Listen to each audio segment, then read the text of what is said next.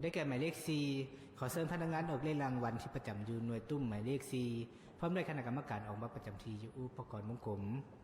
พนักงานออกเลขรางวัลจะได้ทำการหมุนอุปกรณ์วงกลมปกติบ่มีห้อยลืบขีดขาดเปื้อนบ่ปลอมแปลงตัวเลขใดๆท่านจึงสามารถแลกรับเอาเงินรางวัลได้ในระยะ10วันนับตั้งแต่มือออกเลขรางวัลเป็นต้นไป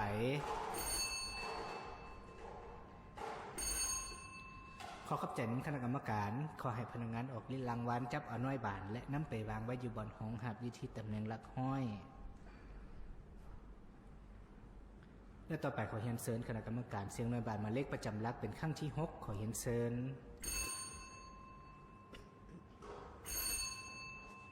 ขอขอบใจคณะกรรมการ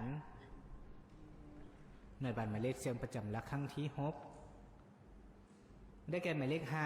ขอเชิญพนักงานออกเลขรางวัลที่ประจำอยู่หน่วยตุ้มหมายเลข5พร้อมด้วยคณะกรรมการออกมาประจำที่อยู่อุปกรณ์วงกลมในโอกาสต่อไปขอเฮียนเชิญคณะกรรมการย่อคันยกเพื่อเสียงให้น้อยบานตกลงมาสู่บนห้องหับทางด้านนอกเป็นครั้งสุดท้ายขอเฮียนเชิญขอขอบใจคณะกรรมการขอให้พนักงานออกเลขรางวัลจับเอาน้อยบานและนำไปวางไว้อยู่บนห้องหับอยู่ที่ตำแหน่งหลัก10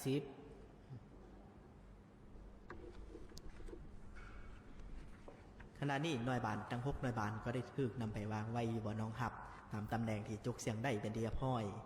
ต่อไปฝ่ายพนักงานออกเลขรางวัลได้จับเอาหน่วยบานและทำการไขหน่วยบานเพื่อเสนอผลการออกเลขรางวัลอย่างเป็นทางการ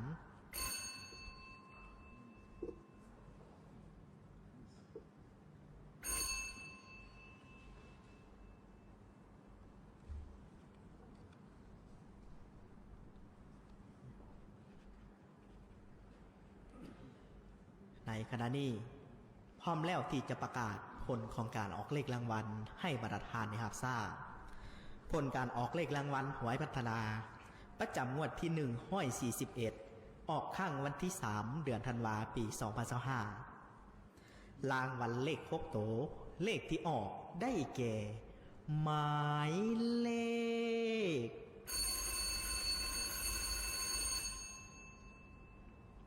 913-798 เลข5โตได้แก่หมายเลข13798 เลข4โตได้แก่หมายเลข3798 เลข3โตได้แก่หมายเลข798 เลข2โตได้แก่หมายเลข